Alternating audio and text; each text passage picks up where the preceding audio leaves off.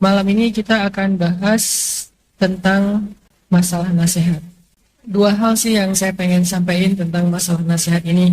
Mudah-mudahan jadi membangun persepsi berpikir kita. Satu, angle-nya gimana cara kita nerima nasihat. Pernah nggak teman-teman ngerasa tersinggung ketika dinasihatin sama orang lain? Dinasihatin sama teman, bahkan yang agak kurang pantas, dinasihatin sama guru aja tersinggung. Kayak dinasihatin sama dosen. Seolah-olah dosen itu hanya boleh ngomong di dalam kelas. Di luar kelas nggak boleh ngomong gitu. Itu udah urusan masing-masing. Dinasihatin sama ustadz, dinasihatin sama orang tua. Yang pastinya paling tersinggung kalau dinasihatin sama mantan. Apa lu nasihat-nasihat gua? Yang dulu aja belum beres gitu ya. Pernah nggak teman-teman ngerasa tersinggung kalau dinasihatin? Walaupun ekspresi tersinggung itu, jelas suaranya? Walaupun ekspresi tersinggung itu beda-beda. Ada yang tersinggung diem, ada yang tersinggung ngebales. Dinasehatin, bales nasihatin. Lu juga gitu. Lu kemarin gini-gini ceritain. Itu namanya apa? Tajassus. Mencari-cari kesalahan. Kan tadi ayatnya wala tajassasu. Janganlah kalian mencari-cari kesalahan. Karena nggak usah dicari juga udah nemu. Manusia itu nggak usah dicari kesalahannya pasti nemu. Apalagi dicari, lebih nemu lagi tuh. Sampai ada kasus di zaman Umar bin Khattab. Saya pernah baca udah lama banget nih. Suatu saat Umar itu pernah jalan terus ngeliat ada orang yang ngelakuin kesalahan. Cuman dia ngelihatnya tuh kayak agak ragu-ragu. Jelas nggak ya? Jelas dari kejauhan. Dan waktu itu tidak ada orang lain yang menjadi saksi, cuma Umar sendiri. Akhirnya kasus itu didiamin sama Umar. Sampai ada orang-orang kemudian mengeluh. Kejadian ini berulang. Baru Umar mengatakan, oh coba kalian datangkan saksi. Ada saksi-saksi ternyata udah kuat, baru Umar mengatakan, saya juga pernah lihat dulu. Orang-orang tanya, kenapa gak ngomong dari awal? Karena saya tidak mau menyebutkan kesalahan yang belum pasti. Gak mau menyebutkan kesalahan yang gak ada saksinya selain saya sendiri. Saking hati-hatinya. Jadi ekspresi orang tersinggung ketika dinasihatin itu macam-macam. Ada yang diem, ada yang ngebales, ada yang ngebantah, ada yang defense. Enggak kayak gitu. Ada yang langsung misalnya kayak di dalam sosial media dinasihatin, padahal nasihatnya nasihat umum nih, broadcast. Tiba-tiba ada yang live group. Itu ekspresi tersinggungnya, live group. Ekspresi lain itu di blok nomornya. Ekspresi yang lain tuh unfollow. Ini semuanya adalah ekspresi tersinggung ketika dinasihati. Nah, kayaknya nih masalah banyak orang, termasuk saya. Mungkin kita juga ngerasain mudah baper ketika dapat nasihat. Nah, ini kita akan bahas malam ini. Seperti apa caranya kita nerima nasihat biar nggak terlalu baper. Satu. Angle yang kedua, gimana cara kita menasihati? Karena bisa jadi orang yang nerima nasihat itu baper bukan karena nasihatnya, tapi karena caranya. Nasihatnya benar, tapi caranya kurang bijak. Nasihatnya, hadisnya sahih, tapi menyampaikannya dengan cara yang kurang santun. Bukan hadisnya dhaif, bukan ayatnya nggak ada di Al-Quran, ayatnya jelas, bahkan bukan mutasyabihat, ayat yang muhkamat. Arti muhkamat ayatnya udah jelas banget. Nggak perlu interpretasi, nggak perlu tafsir juga udah ngerti. Ayatnya jelas, hadisnya sahih, mutawatir pula tuh. Artinya mutawatir, sahihnya tuh dari beberapa jalur. Artinya sahih banget lah. Karena sahih juga ada sahih banget. Kalau sahih, dia satu jalur. Kalau sahih banget, banyak yang bilang itu sahih.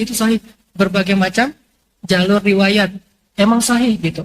Terus kenapa ngasih baper? Bisa jadi bukan terhadap isi konten nasihatnya seseorang baper, tapi cara menyampaikannya.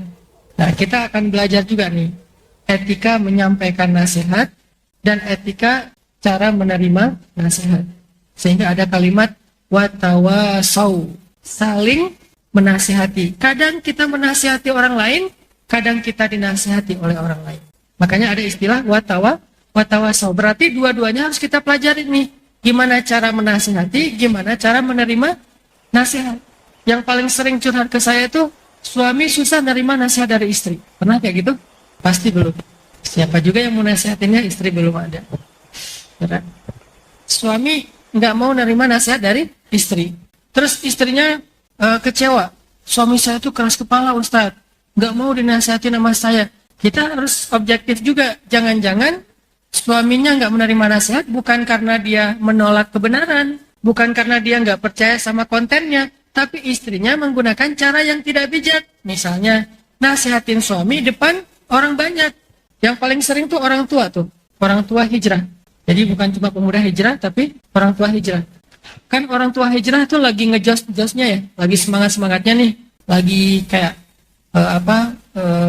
puber hadis. Wah, sampein semua hadis.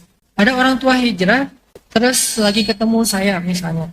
Bawa anaknya tuh ABG, SMP, SMA. Bawa anaknya, ketemu saya, Ustadz, nasihatin nih anak saya, malas banget sholat subuh. Nasihatnya benar nggak? Benar, tapi caranya tidak menjaga perasaan si anak. Dia jadi malu. Sehingga akhirnya dia malas, ilfil, mental, bukan gara-gara nasihatnya salah, tapi cara ibunya terlalu vulgar. Dia menyampaikan kepada orang lain tentang kekurangan anaknya di tempat umum. Sehingga ibu-ibu yang lain ikut dengar. Itu sering banget yang kayak gitu. Atau kita ngomongin, nasihatin teman kita di tempat umum juga. Tapi jelas gitu maksudnya dia. Nah ini juga, apalagi curhat di tempat umum kan, kayak di sosmed curhat. Lo bukan segalanya buat gua sekarang misalnya. Itu kan kayak, pergi saja kau gitu. Apalah bahasa-bahasa kecewa berat. Kan kalau udah kecewa berat udah nggak pakai tata bahasa yang benar lagi tuh, apa aja diomongin. Paling ringan bahasanya di status misalnya hasbi Allah. Cukup buat saya Allah. Oh ini ada sesuatu nih. Nggak butuh yang lain. Berarti yang lain itu sudah meninggalkannya atau menikung. Baru hasbi Allah. Kan suka hasbi Allah kalau habis diputusin. Giliran diputus mesin jalan kan nggak ada hasbi Allah ya. Lupa. Giliran diputusin, la tahzan, innallaha ma'ana. Kalau dulu Abu Bakar, ayat itu bukan ayat putusin. Ayat ketika lagi berhijrah terus dikejar sama orang-orang kafir. Kalau sekarang itu jadi ayat saat diputuskan. Pagi diputusin, malam nyari. Ayat mana yang kemarin pernah dengar? Udah lama tuh, udah beberapa tahun yang lalu. Ternyata ada di surah At-Taubah, la tahzan, innallaha ma'ana. Langsung taruh status gede di bold. Warnanya mencerang lah gitu. La tahzan innallaha ma'ana. Gak butuh yang lain. Ini teman-teman kita akan coba belajar menerima nasihat itu gimana, memberi nasihat itu kayak gimana. Nah sebelum itu coba kita awali dulu dengan merenungkan ayat surat Al-Asr. Kayaknya ini gak perlu buka Quran ya. Al-Asr doang ya. Buka deh. Surat Al-Asr. Ini surat bisa dibilang kalau kata ulama, seandainya di dalam Al-Quran tidak turun surat lain atau ayat lain kecuali Al-Asr, itu udah cukup. Jadi kalau kita misalnya bisa ngamalin surat Al-Asr doang, kayaknya itu udah cukup buat hidup kita dari Al-Quran. Ada juga yang bilang, seandainya di Al-Quran tidak turun surat lain selain Al-Fatihah, itu udah cukup. Makanya Al-Fatihah itu disebut juga, jadi Al-Fatihah itu punya banyak nama panggilan. Al-Fatihah, Al-Fatihah, Al-Kafi, Asy-Syafi, Nya itu banyak, S non S lah. Nah salah satu nama Al-Fatihah itu Al-Kafi, cukup. Begitu juga Al-Asr. Seandainya di Al-Quran nggak turun ayat atau nggak turun surat kecuali Al-Asr, itu udah cukup. Saking Al-Asr ini mencakup semua kebutuhan manusia untuk sukses, untuk bahagia. Jadi bisa dibilang surat Al-Asr itu surat pamungkas juga. Surat 1001 curhat Al-Asr jawabannya. Ustaz, saya kalau kayak gini bacain Al-Asr. Punya masalah ini bacain Al-Asr. Punya masalah itu bacain Al-Asr. Karena emang itu jalur kalau kita pengen cara cepat untuk sukses dan bahagia. Coba kita baca sambil merenungkan surat Al-Asr. A'udzu billahi minasy syaithanir rajim. Silakan. Bismillahirrahmanirrahim. Wal 'ashr. Innal insana lafi khusr. Illa alladhina amanu wa 'amilus shalihat. Wa tawasaw bil haqq wa tawasaw bis sabr. Wal 'ashr, demi masa sungguh manusia itu benar-benar berada dalam kerugian. Artinya, kalau kita jadi manusia doang, kita bakalan rugi. Maksudnya apa? Kan banyak orang yang bilang, manusiawi kan, gitu kan? Ketika misalnya dia tersinggung, manusiawi kan, baper, manusiawi kan, susah memaafkan, manusiawi kan, ngedendam, manusiawi kan, misalnya sakit hati, manusiawi kan, kalau saya marah, ya manusiawi. Tapi tahukah kita, banyak dari sifat-sifat manusiawi itu sebetulnya ngerugiin kita. Makanya Allah bilang, innal insana lafi khus. Pakai 2 kali penegasan tuh. 1 inna, kedua la. Innal insan, sungguh manusia itu lafi khus, benar-benar dalam kerugian. Kalau dia cuman menonjolkan unsur manusianya. Manusiawi dong kayak gini. Emang manusiawi, tapi manusia itu banyak ruginya. Manusia itu halu'a, idza massahu syarru jazu'a, wa idza massahul khairu manu'a, ajula, dha'ifa. Banyak tuh kerugiannya manusia. Terburu-buru. Gak sabar. Baru datang langsung, lu mau gak sama gua? Langsung kayak gitu, gak ada PDKT dulu, gak ada apa. Kenapa bisa gitu? Udah putus asa. Udah mungkin 15 kali ditolak, udahlah. Saya main cepat aja, lo mau nggak? Nggak mau. Lo, tanyain. Satu kelas ditanyain semua gitu ya. Ini ajula, terburu-buru. Dha'ifa, lemah. Tadi lemahnya itu maksudnya gampang baper. Apalagi manu'a, kikir. Itu manusia. Jazu'a itu suka berkeluh kesah. Nah ini semuanya sifat manusia. Kalau kita ngandalin unsur manusiawinya doang, kita hidup tuh susah. Selalu nge-defense, ngambil reasonnya itu, manusiawi nggak sih kalau saya kayak gitu? Emang manusiawi, manusia banget itu. Cuman manusia lebih seringnya lafi khusr. Jadi nggak nyaman hidup kita kalau hanya menonjolkan unsur manusianya. Atau unsur laki-lakinya. Laki-laki banget kan kayak gitu, egois. Atau unsur perempuannya, perempuan banget kan saya perempuan. Berarti bapernya, perasaannya peka gitu, sensitif. Nah, artinya kalau kita hanya mengandalkan diri kita sebagai manusia, nggak cukup kalau kita pengen bahagia. Harus lebih di-upgrade dari manusia menjadi apa? Illalladzina amanu, menjadi mukmin. Baru dia lebih tough, lebih bisa survive, lebih happy. Kalau dia menjadi mukmin, bukan menjadi insan. Makanya Nabi bilang, ajaban li amril mukmin. Menakjubkan banget urusan orang yang beriman itu. Ajib pokoknya. Orang beriman itu ajib kata Nabi. Ajaban li amril mukmin. Inna amrahu kulluhu khair. Semua urusan dia itu baik. Kalau orang doang, kalau manusia doang nggak bisa kayak gitu. Cuma orang mukmin yang bisa kayak gitu. Inna amrahu kulluhu khair. Semua urusan dia itu baik. Idza asabathu sarra syakara fakana khairan lah. Wa in asabathu darra sabara fakana khairan lah. Wa laisa dzalika li ahadin illa lil mu'min. Kalau dia dapat kebaikan dia bersyukur, itu baik. Kalau dia dapat ujian dia bersabar, itu juga baik. Dan itu tidak akan dirasakan kecuali oleh orang mukmin. Makanya Allah bilang illal ladzina amanu. Jadi jangan cuma ngandelin manusiawi enggak sih? Kan manusiawi, enggak. Tapi andalkan juga upgrade diri dari seorang insan menjadi seorang mukmin. Dalam segala urusan, jadi mukmin, jangan cuma jadi insan. Kayak misalnya dalam berteman. Manusiawi lah kalau saya gampang tersinggung. Jangan, jadi mukmin, beri maaf. Kenapa? Apa mudahnya memaafkan bagi orang beriman? Karena dia yakin kalau kita ngasih maaf kepada orang lain, Allah ngasih kita maaf 10 kali lipat minimal. Emangnya kita nggak punya dosa? Dan apakah kita nggak ngerasa butuh diampuni dosanya oleh Allah? Mungkin cara kita dapat ampunan dosa dari Allah itu bukan dengan beramal soleh. Ada orang beramal solehnya nggak hebat-hebat amat, standar yang wajib-wajib aja, sholat 5 waktu, puasanya juga setahun cuma Ramadan doang, nggak pernah puasa Arafah, nggak pernah Senin Kamis, nggak pernah Daud, nggak pernah Muharraman, nggak pernah apa gitu, nggak pernah puasa sunnah, cuma Ramadan.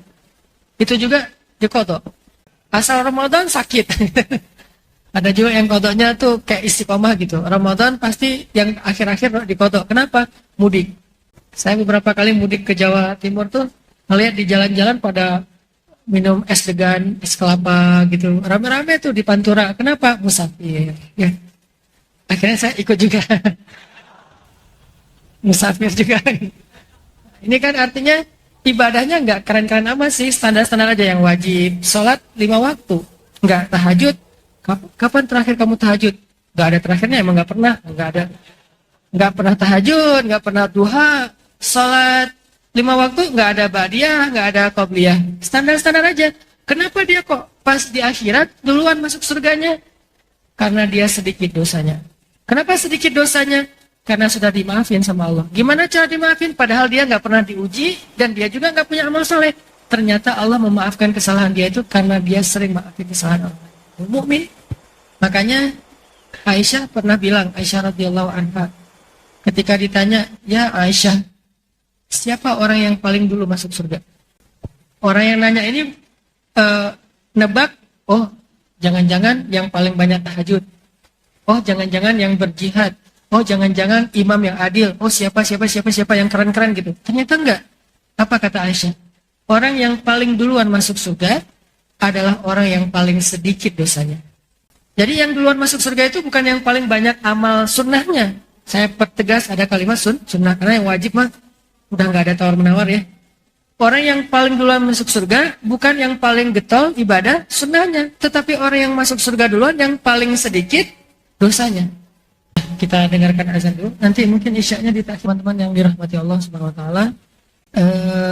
Tadi di dalam surat Al-Asr Allah bilang, ternyata kalau kita cuman mengandalkan diri kita sebagai manusia dengan segala sifat-sifatnya, kita itu bakalan lebih sering rugi, lebih sering mengeluh, lebih sering baper, lebih sering bete, lebih sering ilfil, lebih sering keras, lebih sering gampang marah.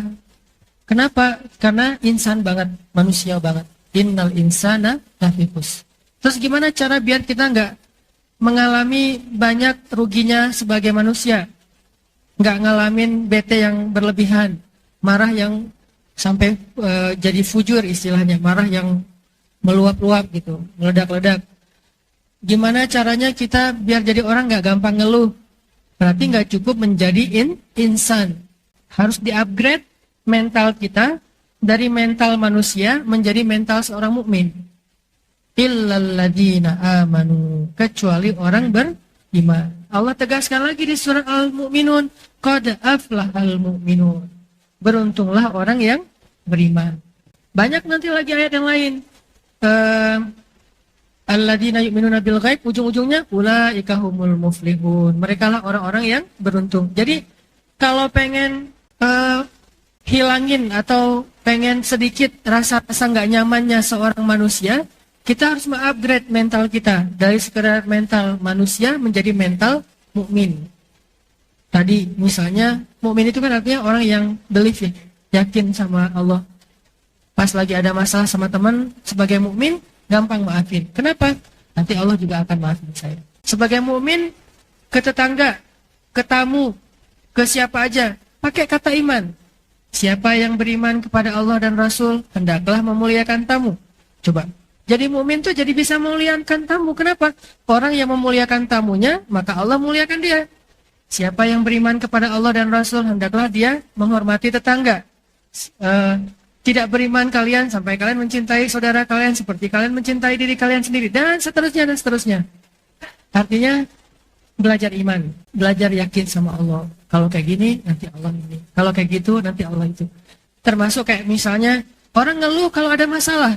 Mukmin ngeluh, cuman nggak separah ngeluhnya manusia. Dua-duanya ngeluh nih, karena sifat dominan sifat manusia itu nggak hilang, fitrah. Cuman nggak dominan, ngeluh sedikit, langsung recovery. Kalau misalnya dia insan banget, nggak akan recovery, ngeluh aja terus. Kalau dia insan banget, nggak akan recovery, sakit hati aja terus. Kalau dia insan banget, nggak akan recovery, dendam aja terus.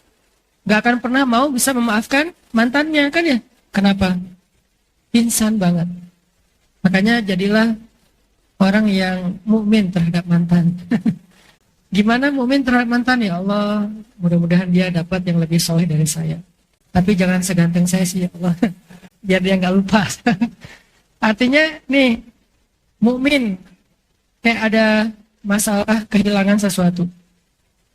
Orang kalau jadi manusia biasa, kehilangan sesuatu, pasti kan banyak kayak berandai-andai gitu kan. Coba kalau kemarin saya gini, coba kalau kemarin saya gitu. Kan orang itu manusia banget tuh. Atau nyari kambing hitam. Ini gara-gara dia nih, gara-gara lo nih. Siapa lagi yang kayak gini nih, gara-gara jadi bikin hidup saya jadi susah. Selalu mencari kambing hitam. Kenapa? Itu manusia banget. Begitu dia upgrade mentalnya sebagai mumin, nggak kayak gitu ngomongnya. La'allahu khair. Mudah-mudahan ada kebaikan di dalamnya. Qadarullah. Ini udah ketentuan Allah. Atau ya Allah ganti saya yang lebih baik dari apa yang sudah hilang. Kan jadi lebih tough ya, lebih tahan banting ya. Makanya Allah bilang innal insan lafi khusr. Kalau cuma ngandelin sifat-sifat manusia doang, banyak ruginya deh, banyak negatifnya, banyak nggak nyamannya. Kecuali kalau dia mengupgrade dirinya dari insan menjadi mukmin, illalladzina amanu. Belajar yakin sama Allah. Belajar ya yakin. Bukan belajar berwawasan tentang Allah ya. Karena ada orang yang berwawasan tentang Allah tapi nggak yakin. Banyak. Kalau ditanya tentang hadis-hadis, ayat-ayat, ayat kursi hafal. Al-Muluk hafal, Ar-Rahman hafal. Ayat-ayat tentang kebesaran Allah itu hafal. Apalagi Al-Ikhlas. Ikhlas banget hafalnya. Ada yang nggak hafal Al-Ikhlas? Nggak mungkin kan? Berarti kita tuh yakin udah punya banget wawasan tentang Allah. Kenapa masih ragu? Berarti dia belum belajar yakin, baru belajar tahu. Tahu sih Allah Maha Kuasa, tapi nah ini berarti belum belajar yakin. Coba yang pertama belajar yakin. Kedua, kalau pengen beruntung kata Allah, illalladzina amanu wa amilus solihat. Apa konklusi dari amilus solihat? Menjalankan perintah Allah, meninggalkan larangan Allah. Bahasa pesantrennya menjalankan syariat lah. Kalau bahasa pesantrennya. Kalau bahasa santainya, udah jangan macam-macam deh, gitu aja. Nah ini wa amilus, yang penting jangan macam-macam lah. Sedikit dosa kalau bisa, nggak apa-apa banyak main, tapi sedikit dosa. Maksudnya main jangan melanggar syariat, nggak apa-apa. Karena kata Aisyah tadi, yang paling duluan masuk surga, bukan yang paling banyak amal soleh yang sunnah. Tapi yang duluan masuk surga adalah yang paling sedikit dosanya. Jadi nanti nomor antrian surga itu, atau gelombang orang masuk surga itu, dilihat dari paling sedikit dosanya. Dan salah satu orang yang paling sedikit dosanya siapa? Orang yang hatinya bersih, tadi mukmin yang maafin orang lain. Udah maafin aja. Makin susah kita maafin kesalahan orang, berarti makin besar dosa yang Allah maafin dari kita. Kalau teman-teman, atau kalau kita semuanya ngerasa punya dosa besar dulu, baik itu dosa kita ke Allah langsung, atau dosa itu ke manusia, yang kayaknya kalau kita pikir-pikir susah nebus dosa itu, maka sekarang tebuslah dengan cara maafin kesalahan orang kepada kita. Saya udah maafkan. Semua mantan udah saya maafin. Itu yang paling berat kan? Teman juga udah saya maafin. Yang nikung saya maafin. Mudah nggak memaafkan yang nikung kita? Kita capek-capek curhat ke dia yang jadian. Mudah nggak tuh maafin? Saya juga masih belum. Itu paling susah kan? Nah, makin susah berarti makin besar dosa kita yang dimaafin Allah. Contoh nih, teman kita janjian sama kita mau jalan atau mau belajar bareng, mau main misalnya. Ternyata nggak jadi datang. Maafin aja. Kenapa? Niatin. Kita juga dulu sering janjian sama Allah nggak jadi datang. Kita juga sering di miss call sama Allah tapi nggak diangkat. Jadi maafin aja, kita telepon teman kita di reject. Toh kita juga lebih sering lagi nge-reject Allah. Lebih besar mana dosa nge-reject teman sama nge-reject Allah? Lebih besar dosa nge-reject Allah kan?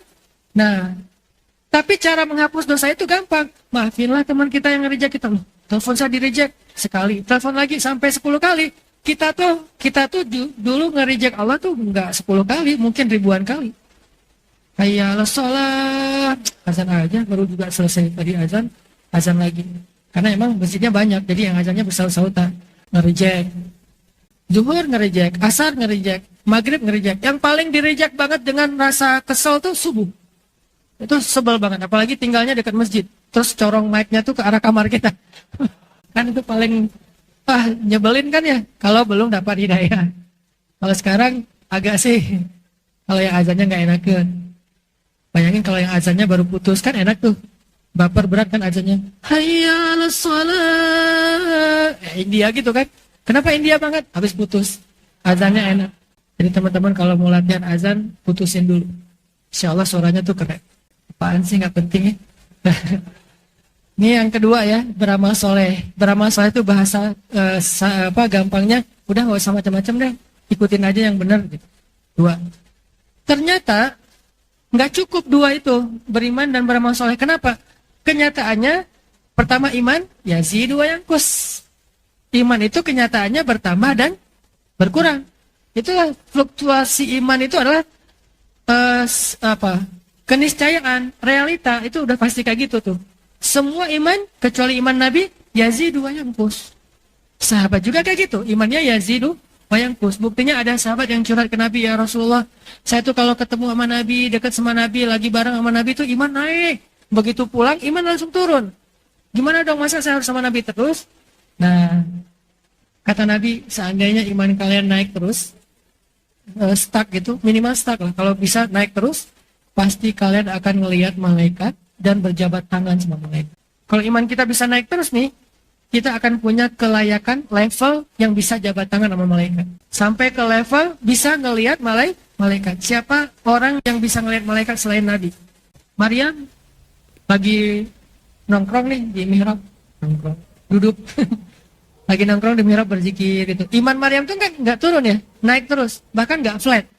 Jadi naik terus frekuensinya tuh. Hari ini lebih yakin daripada kemarin, lusa lebih yakin daripada hari ini. Terus naik sampai ke level apa? Ke level malaikat bisa ketemu sama Maryam, Jibril turun. Jadi bukan malaikat nggak mau nemuin kita kurang selevel sama malaikat. Siapa sih lu gitu? Kalau kita pengen ketemu malaikat, ini Mikail, ya. Berarti imannya harus naik terus nih. Kalau enggak, bisa ketemu malaikat Israel tapi. Nah makanya teman-teman, kata Rasul, kalau iman kamu naik terus, kamu akan bisa ngelihat malaikat dan kamu bisa jabat tangan sama malaikat, salaman, bayangin malaikat gitu ya. Cuman kan kata Nabi, walakin sa'atan fasa'atan. Ada waktunya naik, ada waktunya turun. Sa'atan fasa'atan. Itulah realitas dari iman. Nah, karena iman itu yazidu wa yanqus, karena amal soleh juga kadang khusyuk ibadahnya, seringnya enggak. Coba bayangin dalam sholat kita 4 rakaat, berapa rakaat khusyuknya? 4 Ustaz, oh gitu ya, hebat. Rata-rata kan kalau saya nih ngerasa seringnya malah nggak khusyuk. Walaupun sesekali khusyuk sombong gitu. Apaan sih ini orang sholat kok garuk-garuk? Padahal baru kali itu kita sholatnya yang khusyuk, biasanya juga garuk-garuk. Kan kadang-kadang kita ngerasa kayak sombong gitu pas lagi ngejos ya. Kalau kita lagi ngejos semua orang neraka kan. Baru hijrah, saya dulu kan pernah ngalamin kayak gitu, masa-masa puber spiritual. Baru hijrah SMA nih, satu rumah itu neraka semua, bapak neraka, ibu neraka, kakak neraka semua. Apa kalian ahli neraka semua? Gitu, dimarah-marahin di rumah teh semuanya. Belum bijak, karena masih semangat, merasa dirinya yang paling pantas masuk surga. Tapi kenyataannya kita sering, ibadah kita juga nggak selalu benar, ibadah kita juga nggak selalu berkualitas. Makanya ada doa setelah ibadah, bukan doa setelah berbuat maksiat. Kalau doa setelah berbuat maksiat, astagfirullah, Allahumma atubu ilaik, dan seterusnya. Ada doa minta maaf kepada Allah, tapi habis beribadah. Apa doanya? Rabbana la tu'akhidna in nasina au akhtana. Itu kan doa habis beramal soleh.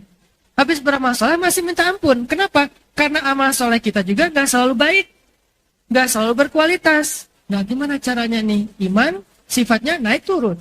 Padahal pengennya sih stabil. Amal soleh sifatnya sering kurang daripada berkualitas. Makanya butuhlah yang ketiga. Wa tawasau bil haq wa tawasau bis sabr. Butuh yang namanya wasiyah. Bahasa lainnya mauizah. Bahasa lainnya nasihat. Terus jadi bahasa Indonesia nasihat. Untuk apa? Untuk menjaga dua yang pertama. Menjaga iman dan menjaga kualitas amal soleh. Butuh yang namanya nasihat. Sehingga orang yang tidak menerima nasihat, nggak mungkin dia menjaga imannya, nggak mungkin dia menjaga amal solehnya. Pasti itu satu paket.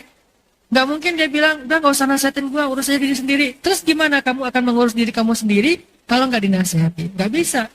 Butuh nasihat tetap dari orang lain yang mungkin lebih tua dari kita secara usia, lebih bijak dari kita secara pemahaman, lebih banyak ilmu dari kita, lebih banyak pengalaman dari kita, atau minimal dia lagi normal, kita lagi ada masalah nih, dia yang menasihati kita dalam kondisi itu. Tetap butuh untuk menguatkan kita. Jangankan kita, Nabi aja butuh nasihat, walaupun yang menasihati Nabi Allah. Nabi pernah merasa lemah? Pernah. Cuman lemahnya Nabi itu nggak kayak lemahnya kita. Kalau lemahnya kita tuh kan sampai ke tingkat fatal ya, ragu sama Allah. Apa sih maunya Allah? Sampai gitu kan? Allah kayaknya nggak rela nih saya jadi orang benar, sampai gitu kalau kita. Kalau Nabi nggak sampai gitu. Lemahnya Nabi itu lebih ke sedih, ngerasa berat, ngerasa terbeban, itu pernah. Buktinya turun ayat Inna a'tainakal kautsar. Itu kan ayat buat Nabi lagi lemah. Wadduha wal laili idza saja. Ma wadda'aka rabbuka wa ma qala. Itu nasihat Nabi lagi lemah. Ya ayyuhal muzammil. Itu nasihat ketika Nabi lagi lemah. Toh Nabi juga butuh nasihat. Apalagi kita sebagai umat Nabi. Kalau Nabi dinasihati oleh Allah dan Jibril, kalau kita dinasihati oleh Nabi dan ulama atau orang tua atau teman kita. Jadi yang perlu kita sadari teman-teman tentang nasihat. Nasihat itu kebutuhan kita. Sehingga kalau kita dapat nasihat, kita untung. Kenapa orang baper ketika nerima nasihat? Karena dia ngerasa nasihat itu bukan kebutuhan. Ngapain sih nasihat-nasihatin gua? Kayak seolah-olah nasihat itu kayak ngasih ke orang lain. Padahal orang lain yang ngasih ke kita. Nasihat itu kayak ngasih barang berharga ke kita. Gitu mindset yang kita coba bangun. Sehingga kalau orang nasihatin kita, dia kayak ngasih hadiah. Bisa nggak kita nerima nasihat? Alhamdulillah makasih ya gitu. Kayak dikasih hadiah. Tapi kalau mindset kita nasihat itu kayak minta sesuatu dari kita. Apa-apaan sih lo? Kan gitu ya. Atau ngasih masalah buat kita. Seolah nasihat itu ngasih beban. Bukan. Nasihat itu kebaikan. Sehingga kata Nabi, terimalah kebaikan itu walaupun dari lisan seorang budak Habasyah. Karena nasihat itu kebaikan. Jadi kalau kita dapat nasihat dari orang lain, kita anggap kita dapat kebaikan dari orang itu. Terserah urusan dia ikhlas nggak ikhlas, dia punya niat baik atau sebetulnya ada udang di balik batu, itu mah urusan dia. La nahkum illa bizzawahir. Kita tuh cuma ngelihat yang tampak doang. Tampaknya apa? Yang zahirnya. Dia menasihati. Udah. Gak usah terlalu curiga. Ijtanibu katsiran minadh-dhon. Jangan prasangka. Kayaknya dia gak senang banget sama saya. Enggak. Jangan menebak-nebak isi hatinya. Lihat saja isi nasihatnya. Kalau dia nasihatnya baik, ambil aja. Walaupun isi hatinya mungkin dia emang senang banget jari-jari kesalahan kita, itu urusan dia. Dia emang gak suka sama kita, itu urusan dia. Tapi nasihatnya baik. Kecuali ada nasihat yang bukan gak baik, cuman kayaknya kurang tepat. Kayak nasihat dalam urusan yang masih berbeda pendapat di antara ulama. Nyalah-nyalahin orang lain, padahal orang itu juga punya dalil. Nah ini, kalau dalam bab ini nanti ada etika nasihatnya. Nanti masuk ke angle yang kedua tadi. Tapi kalau yang udah disepakati kebenarannya, misalnya, sholat dong, gak usah tersinggung. Itu kebaikan. Dia nggak bilang, kamu nggak pernah sholat, nggak bilang gitu kan? Dia cuma bilang, ayo sholat yuk. Kalau dia bilang, ayo sholat yuk, oh ya, ntar lagi ya, duluan aja. Paling nolaknya kayak gitu. Kalau mau, ya udah, yuk bareng gitu. Makasih ya udah diingetin, tadi hampir lupa lah gitu. Karena baru dengan azan. Tapi ngomongnya hampir lupa. Artinya minimal kita jangan tersinggung ketika dinasihati karena nganggap nasihat itu suatu kebaikan yang diberikan untuk kita. Itu yang coba kita bangun dulu, awareness bahwa nasihat adalah kebaikan. Sehingga kalau kita dapat nasihat, berarti kita dapat sesuatu yang berharga. Sehingga ekspresi kita apa? Berterima kasih kalau perlu. Kalau nggak mau berterima kasih pun minimal nggak baper, nggak ilfil sama orang itu. Minimal. Kalau bisa lebih dari itu, ya berterima kasih. Makasih ya udah dinasihatin, makasih ya udah diingetin. Karena dengan itulah kita jadi dapat kebaikan. Illal ladzina amanu wa amilus sholihat wa tawasau bil haq. Itu penting teman-teman. Saking pentingnya nasihat sampai masuk dalam satu paket. Menjadi orang beruntung itu iman, amal soleh, nasihat. Iman ke Allah, amal soleh itu wujud fisiknya, nasihat itu yang menjaga iman dan amal soleh kita. Tanpa nasihat iman kita nggak akan terjaga. Gimana cara kita mencas iman kita biar naik? Nasihat, dengerin.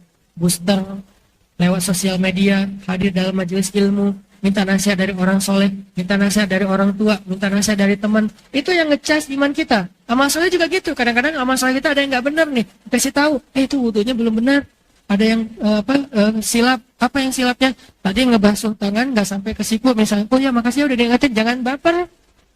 Masalah budaya di masyarakat kita kan kalau dinasihatin kayak dimarahin ya. Kalau dinasihatin kayak disalah-salahin, kayak dikritik. Padahal bukan, dinasihatin itu untuk kebaikan kita. Sehingga orang jadi lama-lama sungkan mau menasihati. Hilanglah budaya watawasau bil haq, watawasau bis sabr. Kalau budaya ini udah hilang, maka hilanglah dua yang pertama. Hilang amal soleh, hilang iman. Itu yang terjadi di kita. Gara-gara budaya watawasau bil haq itu enggak lagi jadi sesuatu yang nyaman, sesuatu yang ramai, sesuatu yang disukai, akhirnya amal soleh jadi berkurang. Kualitasnya, kuantitasnya. Yang lebih parah lagi, iman juga berkurang. Kenapa? Udah kurang watawasau bil haq. Makanya dari itulah, alhamdulillah di beberapa tahun terakhir ini, dengan maraknya sosmed yang diisi dengan hal-hal yang sifatnya nasihat, mulai naik lagi nih semangat beriman, semangat beramal soleh kan? Lewat booster, banyak banget yang curhat ke saya. Tiba-tiba di rumahnya tuh kan nggak pernah ada yang namanya mukena ya. Istrinya nggak pernah sholat. Tapi tiba-tiba pas suaminya pulang ngelihat ada mukena di kamarnya. Istrinya udah sholat. Pas dicari tahu, dikepoin, ternyata dia mulai niat untuk sholat dan jadi nyaman gara-gara dengar booster. Kan? Berarti amal solehnya jadi naik gara-gara watawasau bil haq. Iman juga gitu. Ada yang bertahan dalam ujian. Gara-gara apa? Sering dengar booster. Sehingga dia bertahan. Gak gampang patah semangat. Gak gampang putus asa. Bahkan ada yang curhat. Mereka tuh berdua hampir cerai. Tapi gara-gara dengar booster, alhamdulillah dengan izin Allah gak jadi bercerai. Kan berarti nasihat menguatkan iman. Nasihat meningkatkan kualitas amal soleh. Nasihat tetap penting. Walaupun variannya macam-macam. Ada variannya lewat sosmed, ada variannya lewat broadcast, ada variannya lewat YouTube, ada variannya langsung ke orangnya, ada variannya dengerin taklim. Macam-macam lah variannya. Yang jelas intinya sama. Watawasau bil haq. Jadi kita jangan baper. Memang agama itu nasihat. Ditambah lagi dengan hadis Nabi SAW tentang bab nasihat. Kalau teman-teman nanti baca di kitab Riyadhus Shalihin tuh terkenal banget hadisnya. Kata Nabi, ad-dinun nasihat, agama itu nasihat. Walaupun arti nasihat di dalam hadis ini macam-macam. Ada ulama bilang nasihat di sini artinya kemurnian. Tapi secara umum agak-agak mirip dengan makna nasihat dalam bahasa Indonesia. Ad-dinu an-nasihat. Agama itu nasihat. Apa maksud agama itu nasihat? Nggak akan sempurna agama kita kalau kita nggak mau menerima nasihat itu. Ini mudah-mudahan kalau teman-teman di sini saya yakin nih orang-orang yang udah rajin dengan nasihat. Tapi berhubung ini direkam, mudah-mudahan suatu saat didengar oleh orang-orang yang selama ini kalau dinasihatin baper. Misalnya, yuk sholat. Sholat itu kan urusan saya dengan Allah. Nggak usah urus-urus urusan saya dong. Udah jalannya sendiri-sendiri. Nah, ini kan sering kan? Jadi kayak template jawaban kita kalau dinasihatin. Ini mah urusan saya dengan Allah, nggak usah ikut campur. Itu jadi template tuh. Hampir semua orang yang mungkin baper menggunakan template ini kalau dinasihati. Ini kan urusan saya dengan Allah. Nggak bisa. Kenapa? Karena Islam itu ad-din. Kenapa Allah nggak bilang al-Islam? Kenapa bilangnya ad-din? Bedanya Islam sama ad-din apa? Kalau Islam itu lebih kepada kepasrahan kita dan aturan. Kalau ad-din itu ketaatan kita. Menjalankan agama beragama itu namanya ad-din. Beragama itu adalah ad-din. Agama itu Islam. Maaf ya, karena mahasiswa agak rumit dikit. Agama Islam, beragama ad-din. Makanya innad-dina indallahil Islam. Kalau beragama itu dengan Islam, maksudnya gitu. Apa agama? Islam. Gimana beragama? Ad-din namanya. Nah, Nabi mengatakan ad-din, kalau kita mau beragama, maksud beragama menjalankan agama dengan baik, nasihat. Harus dengan nasihat.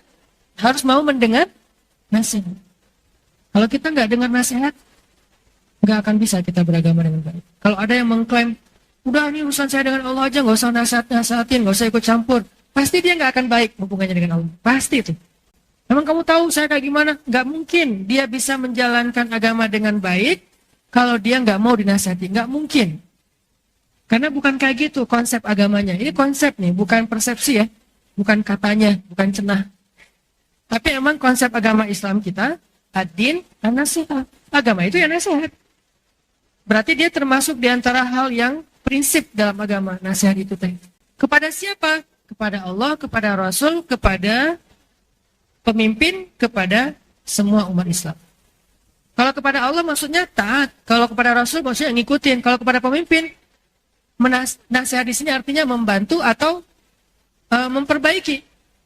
Jadi kalau pemimpin mulai dari tingkat paling kecil, pemimpin rumah tangga yaitu suami, sampai yang paling tinggi yaitu presiden, nggak mau dengar nasihat, nggak mungkin bisa menegakkan din, nggak mungkin menjadi soleh, nggak mungkin menjadi baik, nggak mungkin kalau nggak mau dengar nasihat, terutama nasihat orang yang berilmu yaitu ulama.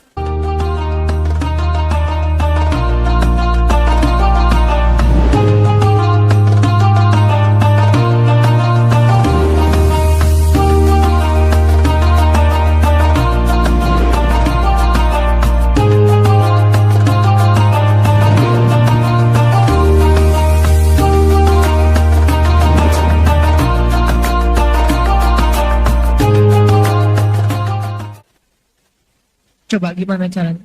Presiden, baik presiden negara maupun presiden rumah tangga, kalau nggak pernah datang ke ustadz, ke ulama minta nasihat, nggak mungkin dia bisa menegakkan agama di dalam kekuasaannya. Nggak usah negara, rumah tangga aja nggak mungkin. Apalagi negara yang lebih besar dan lebih rumit ya. Rumah tangga aja. Kalau seorang suami nggak pernah belajar, nggak pernah datang ke ulama minta nasihat sebagai suami, itu nggak mungkin bisa mendidik keluarganya menjadi keluarga yang baik. Nggak mungkin. Zurriyah thayyibah itu nggak mungkin. Makanya seorang suami, seorang ayah, seorang imam, dia butuh nasihat, dia butuh mentor, dia butuh konsultan, dia butuh ulama, murabi yang ngenasihatin dia. Dan dia dengar, bukan cuma sekadar gaya-gayaan. Ini guru spiritual gua loh, bukan gaya-gayaan ya. Tapi dia dengar gitu, dan gurunya itu orang yang berilmu. Dengerin.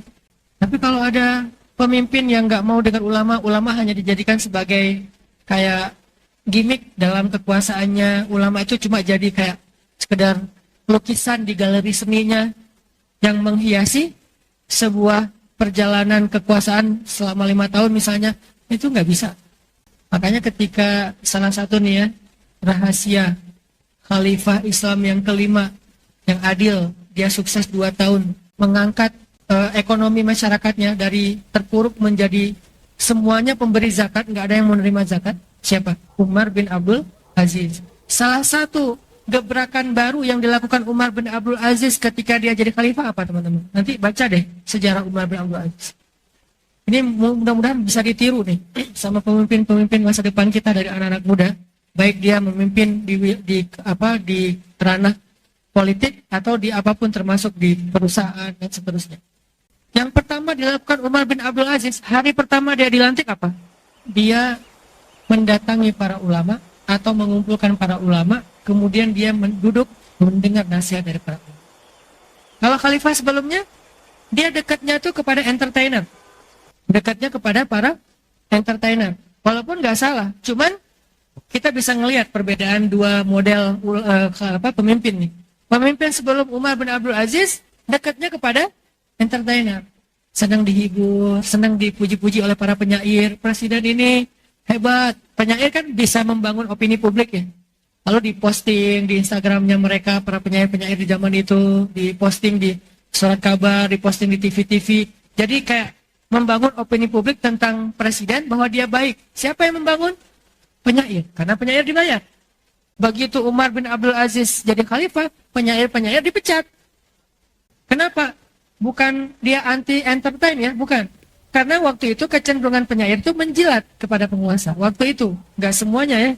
Kalau di zaman sekarang mungkin beda.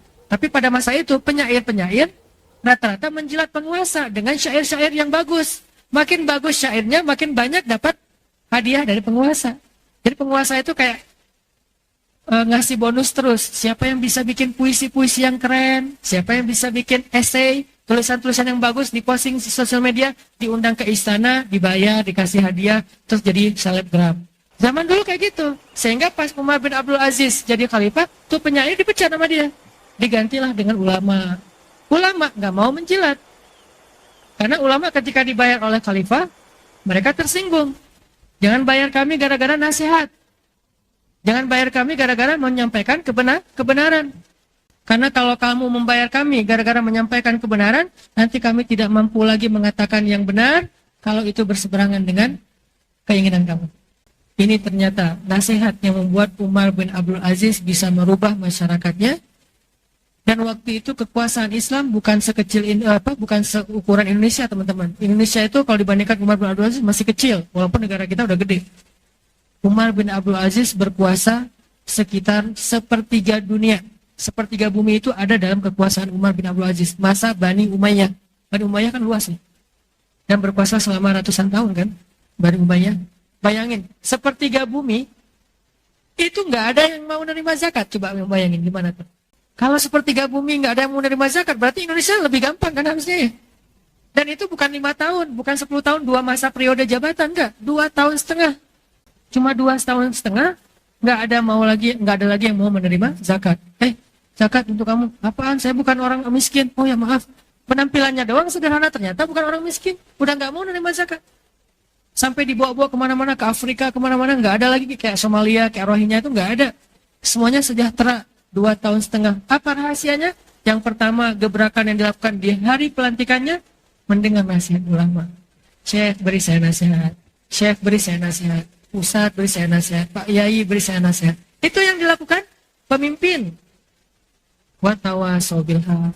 Dan nggak pernah Umar bin Abdul Aziz merasa dihina oleh ulama ketika dinasihati. Umar bin Khattab juga pernah kayak gitu, dinasihati sama ibu-ibu, nenek-nenek malah lebih tepatnya. Ada Umar lagi jalan nih, naik kuda, kayak lagi jarambah lah ya, belusukan gitu, lagi jalan-jalan. Nah lagi jarambahan, ke gang-gang gitu di kota Madinah. Ada gang, misalnya di kota Madinah, ini gang komunitas A, ini gang komunitas B. Di sini anak-anak teman-teman berbotoh banyak di gang ini, di situ jakmania misalnya. Datang nih Umar, lagi jarambah, ketemu nenek-nenek. Nenek lagi berdiri gitu, ngejegat jalan Umar. Umar mau lewat, dicegat sama nenek-nenek, bayangin. Umar turun, kata nenek-nenek, ya Umar, gitu. Coba, ibarat postingan, Umar bin Khattab. Di mention langsung ke Umar. Dan captionnya itu pedas. Bukan cari bahasa yang paling aman, yang gak mengkritisi, jangan sampai nanti misalnya dituduh penghinaan atau apalah ya. Ini terus terang aja di sini nenek nih. Ya Umar, berarti Umar bin Khattab. Kan gitu ya, terus terang kan. Kamu lagi ngomongnya nenek-nenek ke Umar. Kalau anak gadis ngomong kayak gitu gak boleh.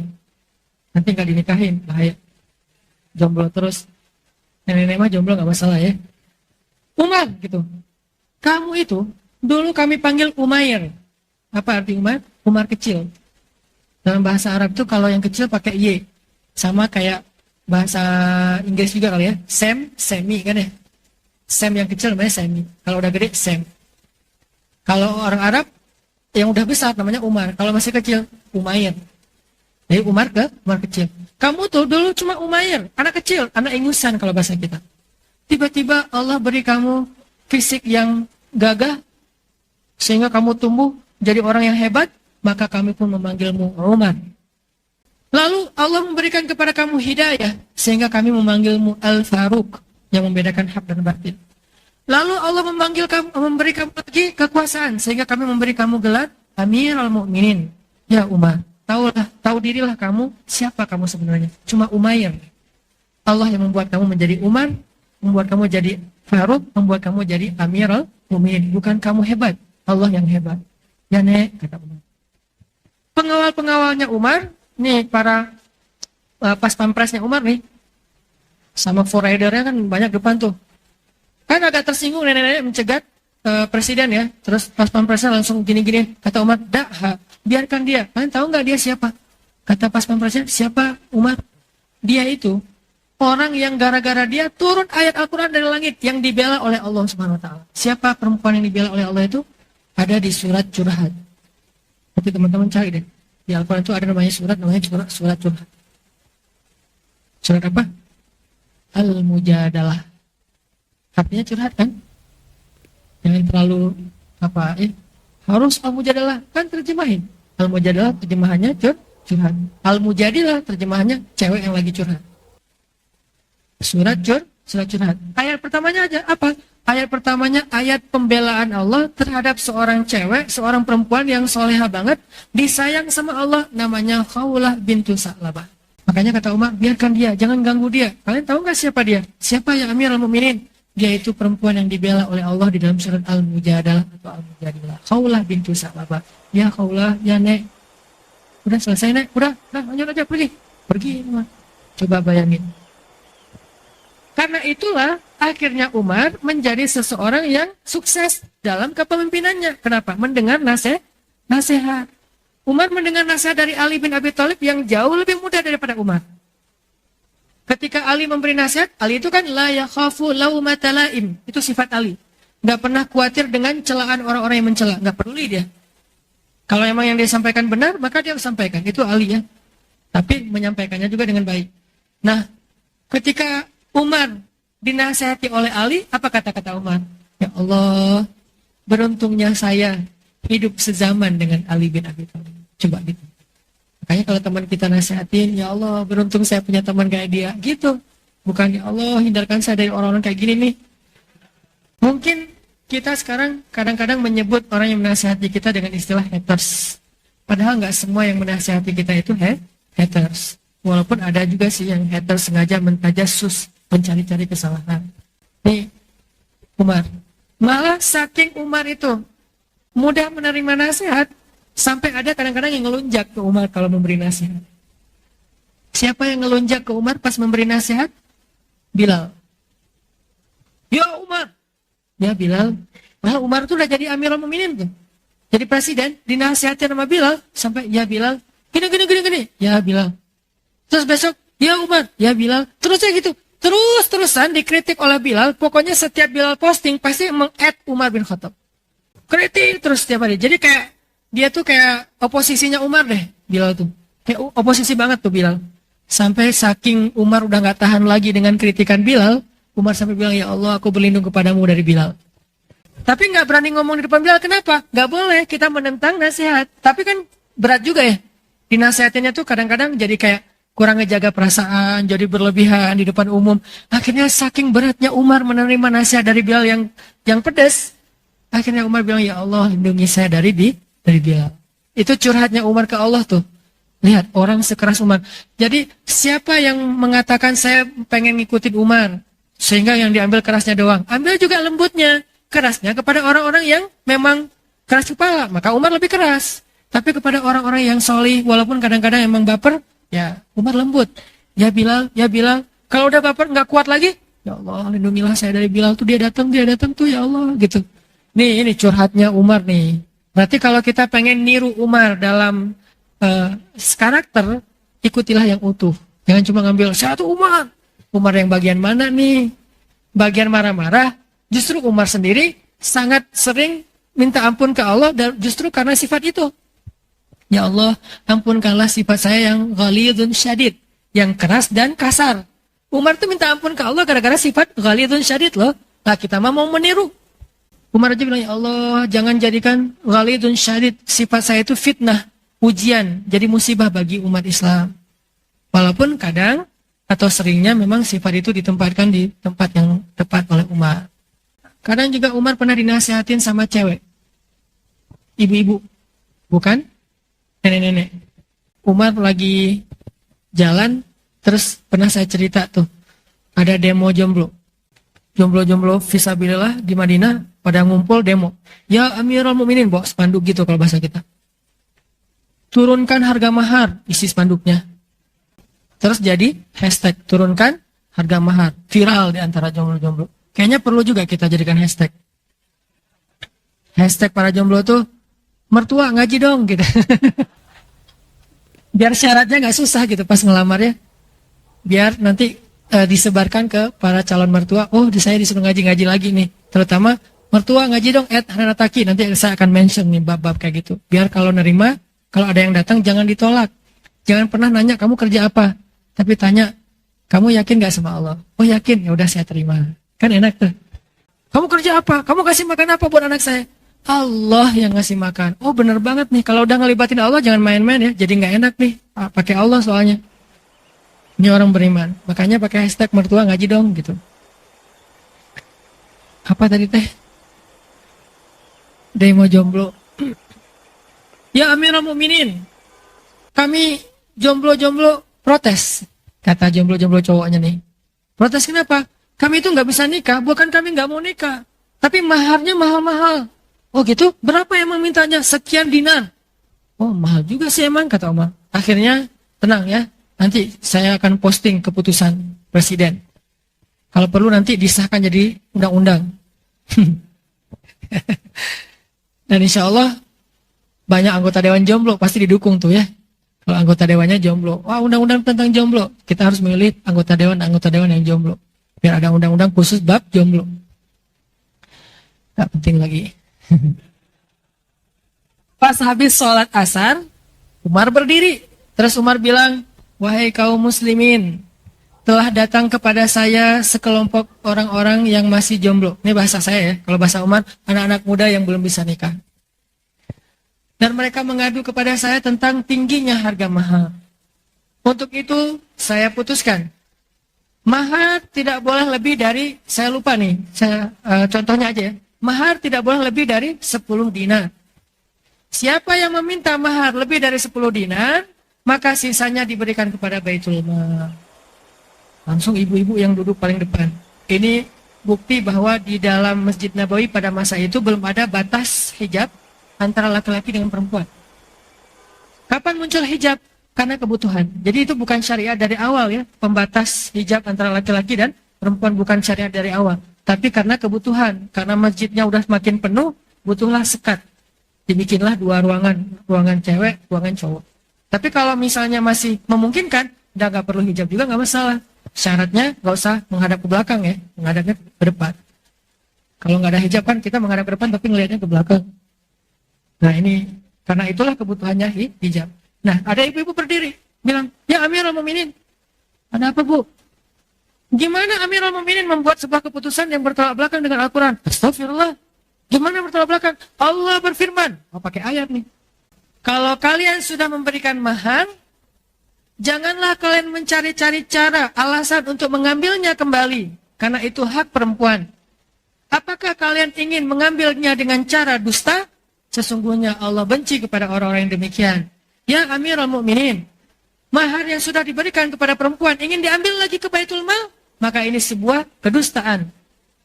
Itu aja yang saya sampaikan. Duduk tuh cewek. Umar dikritik depan umum, bayangin presiden lagi berdiri di atas mimbar presiden yang resmi gitu, depannya ada Pancasila, belakangnya apa ajudannya gitu kan, pakai baju lengkap gitu kan ya. Presiden ngumumin nih, wahai masyarakat Indonesia, wahai warga Jawa Barat, wahai warga Bandung, tergantung jabatannya nih. Saya umumkan, ada keputusan pemerintah gini. Tiba-tiba langsung ada yang angkat tangan. Ibu-ibu lah gitu, bukan dosen mana, profesor mana, bukan. Ibu-ibu biasa, warga biasa, netizen biasa gitu. Bukan selebgram lah ya, netizen biasa. Mungkin juga dia nggak punya akun kecuali 1 doang, official. Begitu dia bilang, presiden, apa-apaan ini? Kan bertolak belakang dengan undang-undang, bertolak belakang dengan Al-Quran. Gimana maksudnya bu? Gitu tuh presiden yang soleh. Bukan, diam loh. Mau gue. Gak usah dilanjut, bahaya. Udah gitu, Umar bilang apa? Perempuan itu benar, laki-laki ini salah. Coba, gak mau nyebut jabatan. Langsung down to earth. Langsung menyamakan dirinya dengan orang yang berbicara, perempuan itu benar, laki-laki ini salah. Banyak orang yang lebih mengerti agama daripada Umar bin Khattab. Allahumma gfirli, ya Allah maafkan saya. Wahai kaum muslimin, saya ralat. Coba, kan berbesar hati banget kan presidennya nih, Umar. Wahai kaum muslimin, saya ralat. Mulai sekarang, saya hanya menganjurkan. Itu doang bahasanya coba. Gak jadi peraturan lagi nih. Kalau tadi kan peraturan, sekarang himbauan. Saya cuma menghimbau, mahar jangan tinggi-tinggi amat atuh. Oh, sekarang gitu. Silakan kalian menetapkan mahar, tapi jangan tinggi-tinggi amat. Kasihan mereka-mereka yang belum menikah tuh, banyak tuh wajah-wajah kayak gitu. Nah ini mah gimmick dari saya ya, gitu, nggak gitu-gitu amat sih adegannya. Maksudnya saya ralat, sekarang saya cuma menghimbau mahar jangan tinggi-tinggi. Oke? Oke, dah selesai gitu aja. Turun Umar bin Khattab, cewek-cewek di ibu di belakang pada senyum-senyum. Istrinya Umar, Atika, apakah dia tanda ini ibu yang mana tadi yang kritik suami saya? Enggak. Ibu presiden nih, ibu negara nih. Enggak nandain si ibu-ibunya, jangan masukin ke PKK. Enggak, sama sekali. Bapaknya keluarin, oh ternyata pengurus PKK. Ya, bidang apa? Bidang sosial. Udah cabut aja, ganti pengurus yang lain. Enggak. Ini istrinya presiden, Atika, justru duduk di sebelahnya ibu itu, diketepuk-tepuk pahanya. Maksudnya, makasih ya, gitu coba. Luar biasa kan? Presiden sama ibu negaranya. Ini nasihat. Dan inilah rahasia suksesnya Umar bin Khattab sampai bisa membebaskan Al-Aqsa, Mesir, Suriah, Yaman, dan seterusnya. Kenapa? Mau mendengar nasihat dalam kasus-kasus yang besar. Banyak lagi nanti kasus-kasus kecil, gimana orang zaman dulu tuh menganggap nasihat itu memang barang yang paling berharga. Hasan Al-Basri, Ibnu Mubarak. Ibnu Mubarak itu julukannya Syekhul Islam. Ada dua ulama yang dijuluki Syekhul Islam. Satu Ibnu Mubarak, satu lagi Ibnu Taimiyah. Menurut kesepakatan ulama, Ibnu Mubarak ini lebih utama daripada Ibnu Taimiyah, ilmunya dan segala macamnya. Jadi dia dulu baru Ibnu Taimiyah. Ibnu Mubarak ini ulama yang saya kenal nih, ulama paling kaya sepanjang sejarah Islam. Paling kaya banget. Dan kerjaannya ngapain? Setahun berhaji, setahun berjihad. Selain ulama, pedagang sukses, kaya raya banget, dia juga seorang gladiator. Kalau dalam peperangan, berjihad melawan orang-orang yang menjajah negara Islam, kalau lagi ada peperangan itu kan suka ada duel dulu ya. Kalau di zaman Nabi yang selalu jadi tukang duel tuh siapa? Ali. Itu kan jagoannya Nabi banget tuh. Nah, di zaman itu, alinya zaman mereka adalah Ibnu Mubarak. Ketika orang lain gak berani menantang musuh yang terkenal paling jago berantem, gak ada yang bisa ngalahin, Ibnu Mubarak yang maju. Pernah dia ngelawan 10 musuh sendiri dalam duel. Ada 10 musuh. Siapa yang berani ngelawan kami? Berharap 10 orang dari kaum muslimin yang duel, jadi 1 lawan 1. Enggak, ternyata 1 orang doang. Biar saya aja sendiri. Itu 10 orang musuh lawan 1 lawan 10. Itu habis di tangan Ibnu Mubarak. Jadi jago tarung, pokoknya MMA banget lah ya. Segala macam mixed martial art lah. Dia, lo apa? Muay Thai? Oh, tenang aja. Lo wushu misalnya. Lo apa misalnya? Enggak, kalau silat mah keren. Nah gitu, jadi artinya segala macam pertarungan Ibnu Mubarak tuh, pedang, tombak, segala macam. Ibnu Mubarak itu seorang ulama besar, pedagang sukses, petarung luar biasa, tapi orang yang sangat lembut. Dulu tuh bisa memadukan 2 hal yang menurut kita sekarang nggak bisa dipaduin lagi. Kayak misalnya ulama, pedagang, prajurit, ulama, kayak nggak bisa dipaduin kan ya, termasuk prajurit tangguh tapi lembut. Kayak hal-hal yang kayaknya zaman sekarang tuh jadi absurd gitu. Ternyata dulu bisa. Yang mau diceritain tuh bukan itu, banyak banget nih pendahuluannya. Ibnu Mubarak itu pernah jalan dari Irak ke Madinah. Irak Madinah itu kalau naik pesawat kurang lebih 2 jam. 2 jam berarti Jakarta Surabaya, Jakarta Medan. Kalau kita jalan naik onta Jakarta Medan kira-kira berapa hari? Seminggu ya, naik mobil aja 2 hari 3 malam ya, atau 2 hari 1 malam, pokoknya lama aja. Jakarta Medan itu jalan naik onta, hanya pengen ketemu gurunya Ibnu Mubarak. Siapa gurunya Ibnu Mubarak? Hasan Al-Basri. Terkenal di Madinah ada ulama yang soleh, yang bijak. Akhirnya Ibnu Mubarak dari Irak, kalau nggak salah dari Basra ke Madinah naik onta. Seminggu sampai di Madinah, ketemu Hasan Al-Basri di jalan. Mungkin Hasan Al-Basri juga baru keluar dari majelisnya, ketemu, oh itu Hasan Al-Basri, dikejar sama Ibnu Mubarak. Hasan Al-Basri di atas onta juga, Ibnu Mubarak di atas onta. Ketemu, Syekh, tunggu saya, anzir nih, tungguin. Ada apa? Siapa kamu? Saya Abdullah Ibnu Mubarak. Oh ya, waktu itu belum terkenal Ibnu Mubarak. Nanti setelah Hasan Al-Basri wafat, baru dia terkenal. Syekh, saya datang dari Basra, dari Irak. Boleh saya minta nasihat dari Syekh? Coba bayangin, belum turun dari onta, belum istirahat, belum check-in, belum traveloka segala macam, langsung nanya nasihat coba. Boleh saya minta nasihat dari Syekh? Oh boleh, beri saya nasihat. Kata Hasan Al-Basri, tinggalkan berbisnis dengan 9 orang jika itu merugikan 1 orang. Maksudnya apa? Kan kita kadang-kadang dalam berbisnis, dalam berdagang, dalam bekerja itu suka bilang, kan ada banyak manfaatnya, padahal ruginya juga ada kan ya. Jangan sampai kita gara-gara menguntungkan 9 orang, merugikan 1 orang. Tinggalkanlah dagang, transaksi, bisnis dengan 9 orang, kalau itu ngerugiin 1 orang aja. Maksudnya, kalau bahasa fikihnya, waro. Tinggalkanlah kebaikan, kalau itu ada sedikit keburukan. Waro namanya. Gitu Syekh, ya. Assalamualaikum, waalaikumsalam. Syekhnya pergi, dia pulang lagi ke Basel. Bayangin, jauh-jauh dari Jakarta ke Medan, cuman pengen dapat 1 kalimat sederhana, yang itu bisa googling atau? Coba ya, kita kadang googling aja males. Ini mah jalan dari Jakarta ke Medan atau sebaliknya. Cuma pengen dapat, tinggalkanlah berdagang dengan 9 orang, yang itu bisa ngerugiin 1 orang. Siap Syekh, Assalamualaikum, waalaikumsalam, pulang dia. Di tengah jalan pulang ke Basrah, ketemu orang. Oh ini kayak saya kenal nih, Ibnu Mubarak ya? Iya, wah saya follow loh gitu. Kenalan di jalan. Udah kenalan, ngobrol, tanya, Syekh, ngapain jauh-jauh ke Madinah? Ada urusan apa kayak penting gitu? Lagi habis taklim ya? Enggak. Kata Ibnu Mubarak, saya baru ketemu dengan Syekh saya, Hasan Al-Basri. Oh ya, itu juga terkenal. Saya juga nge-follow dia. Itu postingannya bagus-bagus loh, Syekh.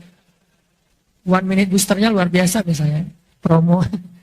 Kayak gitu, kata orang ini, Syekh, memang dapat nasihat apa dari Hasan Al-Basri? Kasih dong ke kita. Kata Ibnu Mubarak, Hasan Al-Basri berkata, tinggalkanlah perdagangan dengan 9 orang, kalau itu merugikan 1 orang. Oh, ya benar-benar. Terus apa? Udah segitu aja. Hah? Jauh-jauh dari Basrah ke Madinah cuma segitu. Itu lebih dari cukup, kata Ibnu Mubarak. Dan kalau saya mengamalkan itu, insya Allah perdagangan saya akan berkah. Bayangin. Saking mereka menghargai nasihat. Sehingga buat mereka perjalanan sejauh itu ringan ketimbang nasihatnya yang berharga. Biaya yang dikeluarkan murah ketimbang nasihatnya yang berharga. Segitu tingginya nilai nasihat di antara mereka dulu. Bagaimana dengan kita? Kita justru menganggap nasihat itu sebuah keburukan. Kayak ngasih masalah buat kita. Ini nih angle pertama. Kayaknya malam ini dulu nih. Panjang.